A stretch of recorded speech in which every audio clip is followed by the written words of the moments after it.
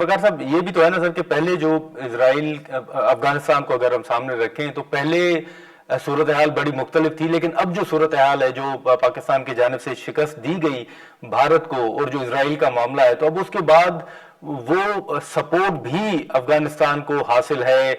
और अगर हम कंपेयर करें, जैसे कहा जाता है कि भाई अफगान जो बाशिंदे हैं उनको वापस भेजा जा रहा है, तो हम जो आज से 10 साल पहले सूरत हाल थी, आज की सूरत हाल को उससे कंपेयर नहीं कर सकते in context of Israel and India. देखिए देखिए इसराइल को भी 10 फीट टॉल बताया, देखिए ठीक उनके रिसोर्सेज है, बट मैं सिर्फ एक एंगल बताता हूँ जिसपे भी I think Israel is now having a serious problem, not because of जो ईरान के साथ थी, लेकिन एप्सिन फाइल में जिस तरीके से स्ट्रैंगुलेटेड अमेरिकन लीडरशिप, बहुत सवाल उठे। विल फाइंड नाउ कि ये जो एक्सिस ऑफ ईवल है ये खुद बहुत डिसमेंटल होगा।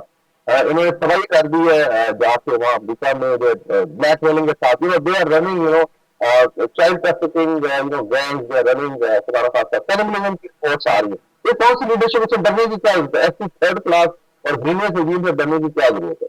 बाकी इनकी देखें वीडियो भक्तियां मोदी की भी है, नेतन्याहू की भी है, इनको ईरान ने भी कंफर्म किया। और एक और है कि आई थिंक रीजन में अभी बहुत बड़ी अंडरस्टैंडिंग है, ये दो नहीं करती। और वो लोग कह रहे हैं जी और क्योंकि तुर्किया को भी बड़ी डायरेक्ट थ्रेट दे रहा है यूरोप, तो now there is a need to एक जेन्युइन अलायंस बनाए और अपने प्रोटेक्शन के लिए, ये not against it. Pakistan, Iran, Turkiye and then Saudi Arabia, और शायद चीजें आज तक जाएंगी। मेरे ख्याल में बड़ा चेंज होगा इसका। आई थिंक ना मोदी 10 फीट टॉल है, ना नेतन्याहू, ये थर्ड क्लास किसी के फाशिस्ट लीडर है, और इस समय पे इनके खिलाफ बात नहीं हो सकती या बुश लॉबी के खिलाफ। ये कैनिबल्स हैं, they are I would say inhuman लोग। आप इनकी डिटेल से जाके देखिए, अनफॉर्चुनेटली हमारी मीडिया पे बात नहीं होती। तो बाकी ठीक है, they have money, I understand, ये पंपिंग करेंगे, लेकिन फॉरेन चीज तो छुपाई हुई है। मेरे ख्याल में चीजें इंशाल्लाह आगे जाएंगी। अभी आपको शाम तक शायद रिपोर्ट मिल जाएंगी कितना नुकसान हुआ है। बाकी क्या पाकिस्तान बैठ के मार खाता रहेगा? ऐसा नहीं होगा। डेफिनेटली अमन के लिए Pakistan I think should now go for regime change, including buffer zone along या पाकिस्तान अफगान बॉर्डर, और हमारी कैपेबिलिटी है।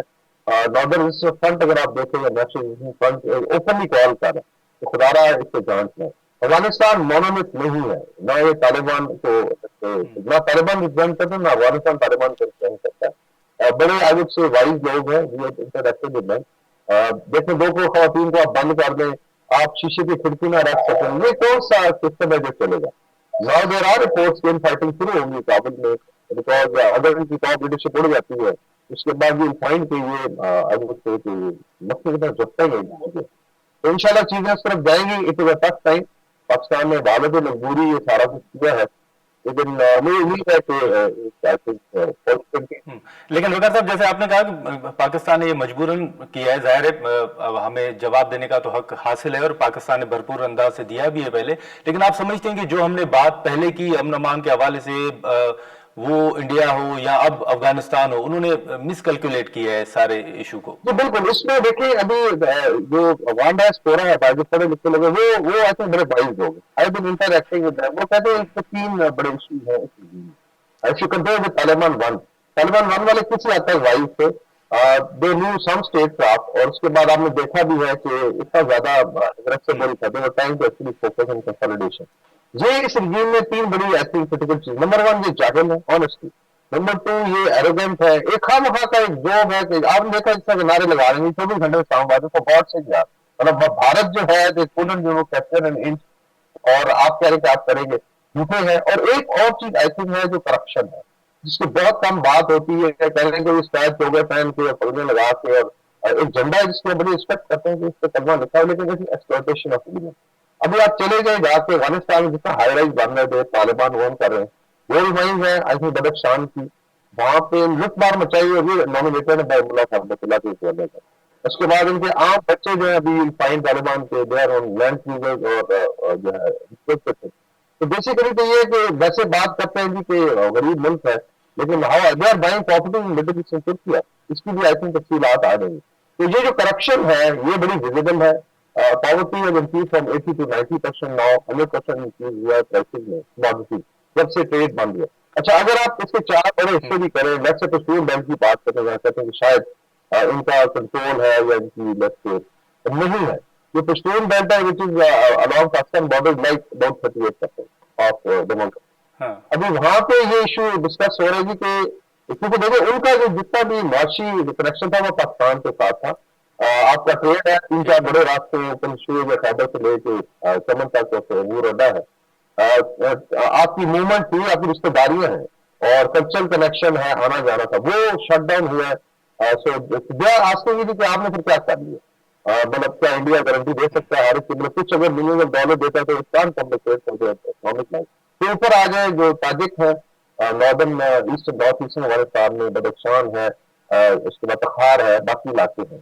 तो they are otherwise head up के एथनो नेशनलिज्म की वजह से ये इनके ऊपर बहुत ज्यादा ऑपरेशन हो रहा है, बात नहीं कर सकते। और अभी वहां देन उज्बेक्स है 12। लेकिन वकार साहब, एक तो मिस इन्फॉर्मेशन और जो डिस इन्फॉर्मेशन हम कहें तो वो तो एयरफोर्स के हवाले से भी वो अपना दावा कर रहे हैं ना कि जिसकी कोई बेस है ही नहीं, कोई बुनियाद ही नहीं है। इसमें आप देख रहे हैं रेजोनेट कौन कर रहा था, स्काई न्यूज, जस्ट इमेजिन ये जायनस जो एंटिटी है या गोदी मीडिया है, and there come up with funny story. देखिए अगर आप क्लेम करते हैं कि आप 24 घंटे में you can walk in Islamabad, तो आ जाए फिर कुछ जो एक आप पत्थर उठा के ले जा सकते हैं पाकिस्तान का, तो ये सारी कहने की बातें। हाँ ये जरूर है, ये रेजोनेट करता है, मीडिया सागर है, लैंग्वेज भी कॉमन है, इसमें कुछ गरीब और उर्दू में कर रहे होते हैं।